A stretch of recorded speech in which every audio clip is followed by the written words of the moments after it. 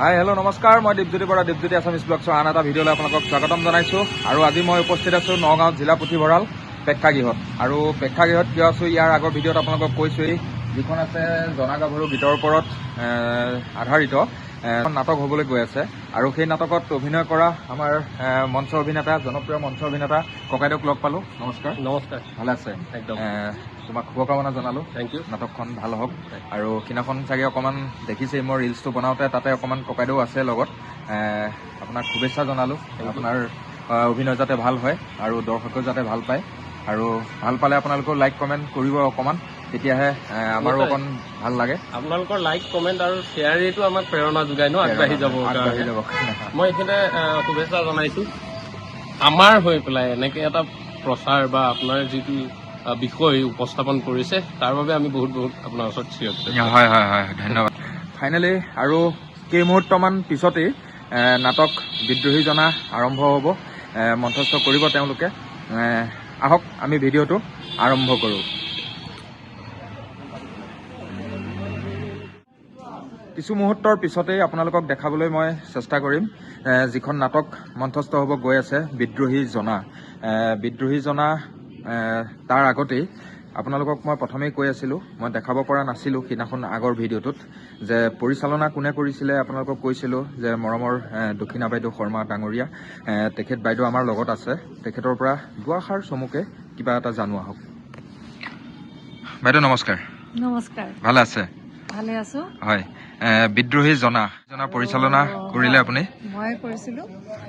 যেতিয়া মানে মোৰ নাট্য জীৱনৰ আৰম্ভণি বুলি ক'ব পাৰি এই নাটকখন, মই বহুত সৰুতে কৰিছিলোঁ। হয়। তেতিয়া গোলাপ বৰা ছাৰ যি নাটক লিখিছিলে তেখেতেই মানে মোক আনিছিলে প্ৰথম। আৰু তাৰপিছত তেতিয়া মই গীতখিনি গাইছিলোঁ, তাৰপিছত এক্টিঙো কৰিছিলোঁ। আৰু মোক NSDলৈ পঠিওৱা মানুহজনেই হ'ল গোলাপ বৰা ছাৰ। আৰু যেতিয়া এবাৰ বন্ধত ঘৰলৈ আহোঁতে ছাৰে মোক কৈছিলে যে, ধেমালিতে কৈছিলে যে তই যদি NSD কৰি আহি এই নাটকখন কৰ মোৰ বৰ ভাল লাগিব। তো তেতিয়া কৰিব নোৱাৰিলে, তেতিয়া শক্তিও নাছিলে, সামৰ্থ্যও নাছিলে, ইমান বুদ্ধিও নাছিলে। হয় হয় হয়। এতিয়া প্ৰায় 20 বছৰ 2002ৰ পিছত, মই 2 চনত NSDৰ পৰা পাছ কৰি ওলাইছোঁ। 20-24 বছৰৰ পিছত মানে অকণমান সাহস কৰিছোঁ। তেখেতসকলে যেনেকৈ চিন্তা কৰিছিলে, ভাবিছিলে, সিমানখিনি ভাবিব পৰা শক্তি মোৰ এতিয়াও হোৱা নাই। তথাপিও সামান্য অকণমান চেষ্টা এটা কৰিছোঁ। চেষ্টা কৰিছে আৰু অকণমান। হয়। আৰু বিদ্ৰোহী জনা আচলতে কাহিনীটো আমাৰ অসমৰ কোনো ঠাইত তেজীমলাৰ সাধু যেনেকৈ প্ৰচলিত, তেনেকুৱাকৈ বিদ্ৰোহী জনাৰ কাহিনীটো প্ৰচলিত। হয় হয়। গীতিমালিতা বুলি কোৱা হয়। হয় হয় হয়।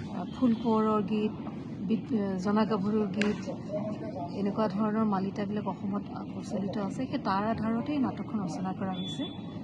আৰু মূলতে মানে এজনী ছোৱালী জনা গাভৰু, তাই কেনেকৈ মানে নাৰীক ষ্ট্ৰং কৰিবৰ কাৰণে আৰু সজাগ কৰিবৰ কাৰণে, কাৰণ যিটো সময়ৰ কাহিনী কোৱা হৈছে সেই সময়ত এজন ৰজাই বহুত পত্নী ৰাখে। হয়। এই কাহিনীটোতে আছে জনা গাভৰু শেষত যালৈ বিয়া হৈ আহিলে, গোপীচন্দ কোঁৱৰ তেওঁৰ 9 পোন কুঁৱৰী, মানে 720জনী ঘৈণী আছে। হয়। আৰু শেষত সেইকাৰণে জনা গাভৰুৱে মানে প্ৰতিবাদ কৰিছে যে এজন পুৰুষে বহু পত্নী বিবাহ কৰাব পাৰে, কিন্তু নাৰীয়ে কিয় নোৱাৰে। আৰু তেনেকুৱা এটা কথা লৈ পেলাই যে আপুনিও যে বহুত পত্নী বিবাহ কৰিলে, গতিকে মই আপোনাৰ স্বামিত্ব স্বীকাৰ নকৰোঁ, মই গুচি যাম। সেই তেনেকুৱা ধৰণৰ এটা মেছেজ এই নাটকখনত আছে। হয় হয় হয়। আৰু চবতকৈ মানে নাটকখনৰ প্লাছ পইণ্টটো হ'ল গীতখিনি। ইয়াৰ যিটো গীত, জনা গাভৰুৰ গীতৰ সুৰ পৰম্পৰাগত, মাজতে হেৰাই গৈছিলে। হয় হয়। ৰুমি শইকীয়া বাইদেৱে আকৌ বহুত মানে ৰিচাৰ্চ কৰি পেলাই সুৰখিনি আকৌ উলিয়াই আনিছে। সেইখিনি জনা গাভৰুৰ গীত নামেৰে ইউটিউবত পোৱা যায়। হয় হয়। ইউটিউবত মানে বিচাৰিলে চাব পাৰিব, শুনিব পাৰিব। আৰু সেইখিনি সুৰকে লৈ পেলাই আমি গোটেই নাটকখন কৰিবলৈ চেষ্টা কৰিছোঁ। আমাৰ মঞ্চ অভিনেতা, জনপ্ৰিয় অভিনেতা সোণমণি বেজবৰুৱা ডাঙৰীয়া, আপোনাক শুভেচ্ছা জনালোঁ। হয়, বাকী নাটখনটো সিদিনাখনতো ক'লেই, নাটখন মঞ্চস্থ কৰিবলৈ আৰু বেছি সময় নাই। বাকী আপোনাৰ পৰিচালনা কৰোঁতে বা এইখিনি কৰোঁতেতো বহুতখিনি কষ্ট হৈছে চাগে? কি ক'ব আপুনি? কষ্ট মানে আচলতে কি আৰু কষ্টটো হয়, নাটক এখন কৰিব যাতে যথেষ্ট কষ্ট হয়, কিন্তু সেই কষ্টটো যোনদিনাখন কৰাৰ পিছত এটা ভাল হৈ যায় তেতিয়া খুব ভাল লাগি যায়। কষ্ট কৰা যেন নালাগে। মানে আপোনাৰ বিশেষকে অভিনেতাসকলৰ বেছি ইয়াত কষ্ট বেছি হয় বুলি অনুভৱ হয় নে মেনেজিং ডাইৰেক্টৰ বা আপুনি মেনেজিং ডাইৰেক্টৰ হৈ কাম কৰি আছে? আচলতে গোটেইটো এটা টিমৱৰ্ক হয়। যদি আমি অফ ষ্টেজৰ মানুহখিনিয়ে সহায় নকৰে তেতিয়াহ'লে অন ষ্টেজত কোনেও কৰিব নোৱাৰে। তেনেকে ইজনৰ লগত সিজনৰ সম্পৰ্ক থাকিবই। প্ৰত্যেকৰে কষ্ট, প্ৰত্যেকেই যথেষ্ট ইয়াত কষ্ট কৰিছে আৰু ৰিহাৰ্চল পিৰিয়ডটোততো তেওঁলোকে কেতিয়াবা দিনটো কৰোঁ, দিনটো কৰিলে গোটেই দিনটো তেওঁলোকে ৰিহাৰ্চলতে থাকে। সেইকাৰণে টিম ৱৰ্ক। আৰু সাধাৰণতে মই এটাই জানো, নাটকৰ ৰিহাৰ্চল যেতিয়া কৰা যায় বা এই কামখিনি কৰা যায় এটা এনাৰ্জি পোৱা যায় আৰু খুব মানে হেৰি হয়, এনজয় কৰা যায় কামৰ এনজয়টো। তাৰমানে সেইটো বুজাব নোৱাৰো, তাৰমানে ইমান এনজয় কৰা যায় কাম কৰি, সেইটোৱে। আৰু বাকী আজি আহক, সকলো নাটকখন চাওক, চালে গম পাব। সেইদিনাখন ক'বলগীয়াখিনি কৈছিলোৱে। ঠিক আছে, ধন্যবাদ। বৰ্তমান নাটখন হোৱাৰ আগে আগে এই ষ্টেজৰ ছেটিংছৰ কিছু কাম চলি আছে, লাইটিঙৰ কিছু কাম চলি আছে, মেকআপ হৈ আছে। তাতো এবাৰ আপোনালোকক অকণমান দৃশ্য এটা দেখাই আহক। আৰু তাৰ আগতেই আৰু যি আমাৰ লাইট ডিজাইনাৰ আছে, ডিজাইনাৰ সুৰজ দা, নমস্কাৰ। ভালে আছে? এয়া সুৰজ দা, লাইট ডিজাইনাৰ আৰু এজন শ্ৰেষ্ঠ অভিনেতাও হয়। কি ক'ব আজি নাটখনৰ ওপৰত? নাটকখন আহি সকলো চাবলৈ আহক। ভালেই লাগিব। এখন ভাৰত ৰংগ মহোৎসৱলৈ গৈ আছে। এইটো দিল্লীত হ'ব ন? দিল্লীত হ'ব। ফেব্ৰুৱাৰী 8 তাৰিখে প্ৰডাকশ্যন আছে ইয়াত। 8 তাৰিখে। তাৰ আগত আমি ইয়াত এটা প্ৰডাকশ্যন কৰিছোঁ। গতিকে লাইটৰ কামখিনি কৰি আছোঁ। ইয়াতো কিছু সীমাবদ্ধতা আছে, তাৰ মাজতে আমি এইখিনি লাইট কৰি আছোঁ। ঠিক, ধন্যবাদ। তাত অভিনয় কৰিছে আমাৰ মৰমৰ ককাইদেউ আৰু মোৰ অঞ্চলৰে ককাইদেউ নাথ ডাঙৰীয়া, আৰু এয়া আছে আমাৰ ককাইদেউ নিপুদা। বাকী কেনেকুৱা আজি নাটকখন চলি আছে ন? নাটকখন কৰি ভাল লাগিছে। আমি দুইজনে আছো নাটকখনত।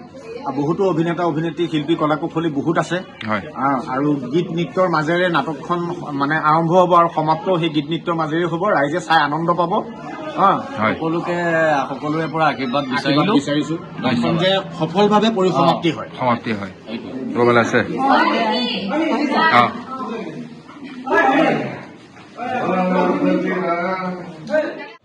কি ক'বা? এয়া মেকআপ কৰি আছো। Makeup artist.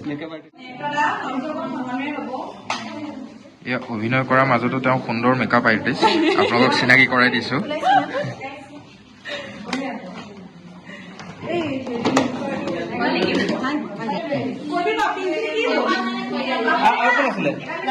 বাবু ভাল আছা? আজি তোমাৰ পাৰ্টটো কি? বিদ্ৰোহী জনা নাটকখনৰ মই জনা গাভৰু চৰিত্ৰটি ৰূপায়ণ কৰিছো। জনা গাভৰু মূল চৰিত্ৰ। জনা বিদ্ৰোহীত আৰু এখন চিনাকি মুখ আপোনালোকক দেখাম। অভিনয় কৰিছে খুব সুন্দৰ মোৰ বন্ধু সুনীত কুমাৰ বৰা। কেনেকুৱা লাগিছে বন্ধু? বিশেষকৈ মিউজিকৰ লগত জড়িত হৈ আছো আৰু টিমটোৰ লগত জড়িত হৈ পাই পেলাই খুবেই মই সুখী। আশা কৰিছো অসমৰ হৈ পেলাই যেতিয়া প্ৰতিনিধিত্ব কৰিব যাম অসমৰ সন্মান আমি ৰক্ষা কৰিব পাৰিম। ধন্যবাদ, অভিনন্দন জনালো তোমাক। নাটকৰ মাজতে একাপ চাহ খাবৰ কাৰণে ওলাই আহিলোঁ। একাপ চাহ খাই লওঁ। আৰু চাহ খাবলৈ মানে ধৰি লওক আপোনাৰ মাথাটো কামুৰি আছিলে, বোলো চাহ একাপ খাই লওঁ। নাটক ষ্টাৰ্ট হওঁতেতো আৰু 10-15 মিনিটমান সময় আছে। মই বোলো চাহ একাপ খাই আহোঁ। আৰু চাহ খাবলৈ মানে খুব তেনেকুৱা ডাঙৰ ৰেষ্টুৰেণ্ট যোৱা নাই। চাহ খাবলৈ সদায় আমাৰ ৰাস্তাৰ কাষত সৰু সৰু হোটেলবিলাকত চাহ খাব লাগে।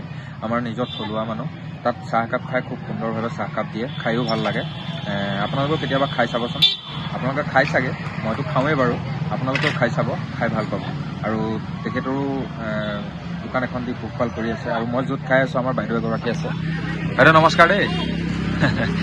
কিমান দিন হ'ল হোটেল আপোনাৰ? 4 বছৰ হ'ল। হয়। গতিকে আমাৰ নিজৰে অসমীয়া মানুহ আহিব, চাহ ইয়াতে খাব। একদম নেৰগলি কাষতেই আছে। আৰু চাহকাপ খাই ময়ো গৈ আছোঁ আকৌ নাটকৰ মাজত। এতিয়া হয়তো তেওঁ চিনি নাপাব পাৰে, কিন্তু আমাৰ মৰমৰ ভাইটি। কি ভাও আছে তোমাৰ আজি? মোৰ আজি অভিমান কোঁৱৰৰ ভাও আছে। জনা গাভৰু ককায়েক। জনা গাভৰু মানে সেই জনা গাভৰু তুমি ককায়েকৰ চৰিত্ৰ ৰূপায়ণ কৰিছো মই। এজন খঙাল ৰাজকুঁৱৰ 900 কৌৰক বন্দী কৰাৰ বাবে মোৰ ভিতৰত একুৰা খঙৰ জুই জ্বলি আছে। তাৰ কাৰণে মই মোৰ কাৰেঙত গুজৰি গুমৰি থাকোঁ। সেই কথা ইয়াত উল্লেখ হৈছে। সকলো আহিব, সকলোৱে চাব নাটকখন। আজি দাদাই দেখুৱাই আছে। ধন্যবাদ। বা তোমালৈ অভিনন্দন থাকিল। নাটখন যাতে ভাল হওক। হয় নমস্কাৰ।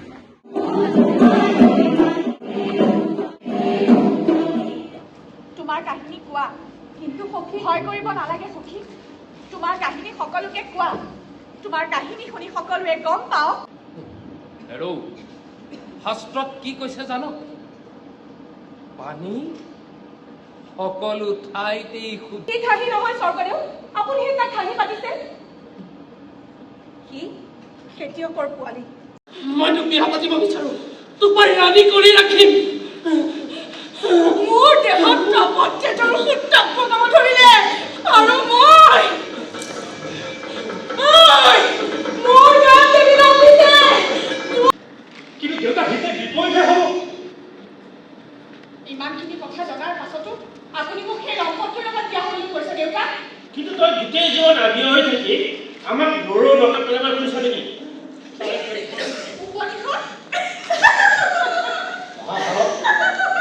দ্বিতীয়টো প্ৰশ্ন কৰা যাওক। লাভ নাই সখী, দ্বিতীয় প্ৰশ্ন কৰি আৰু লাভ নাই। কাৰণ মোৰ প্ৰতিজ্ঞা হৈছিল যে তাৰে এজোপা শাল গছজোপাৰ আগটো ধৰি গছজোপা উঘালি পেলাব লাগে। গতিকে এতিয়া আমি তালৈকে যাব লওঁ।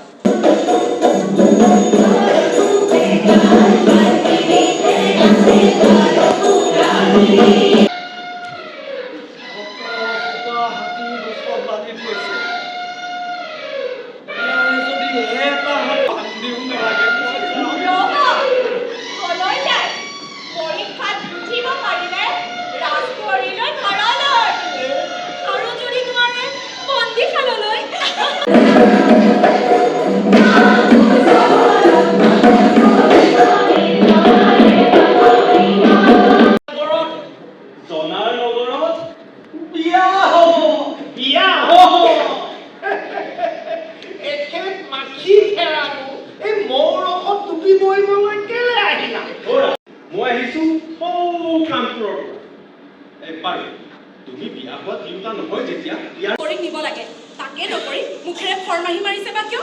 মুখেৰে নহয় ৰ, হাতেৰে দেখুৱাই আছে। এই কলিধন বাপেৰক চিনি পোৱা নাই।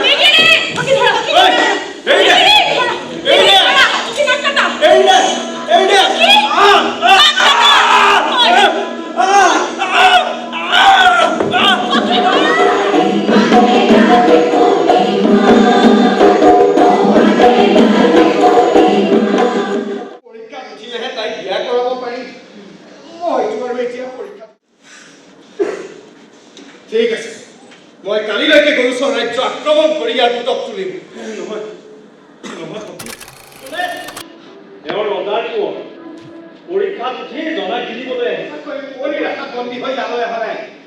মই আহিছো 900 কোঁৱৰক উদ্ধাৰ কৰিবলৈ।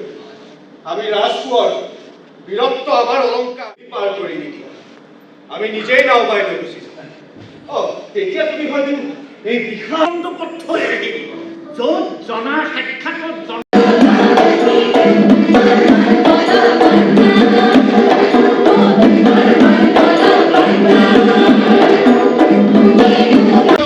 কি কৰা?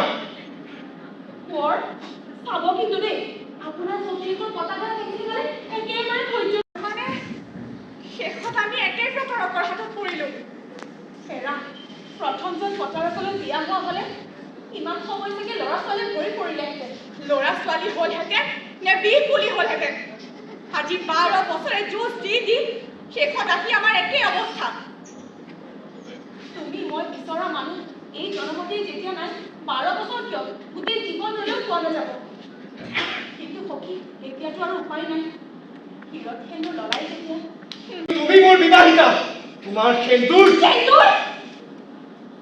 যি সেন্দুৰ হৃদয়ত প্ৰবাহিত ৰক্তৰ প্ৰতীক নহয়, নৰক ঘাতকে পুৰি খোৱা তেজৰ প্ৰতীক হয়, সেই সেন্দুৰত মোৰ কোনো আস্থা নাই।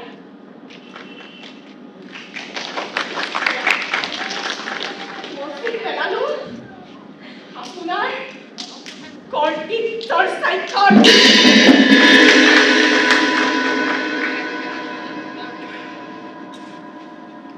মালতী সখী, ব'লা আমি মানুহ সন্তুষ্ট হৈছোঁ যোৱা বিদ্ৰোহী জনা নাটকখন দেখা পালে আৰু কেনেকুৱা পালে নাটকখন চাই এবাৰ কমেণ্ট কৰি জনাব আৰু ভিডিঅ'টো ছাবস্ক্ৰাইব কৰি দিব আৰু লাইক কৰিব শ্বেয়াৰ কৰিব তেহে মই আগবাঢ়ি যোৱাত সহায় হ'ব। ধন্যবাদ আজিলৈ ইমানতে।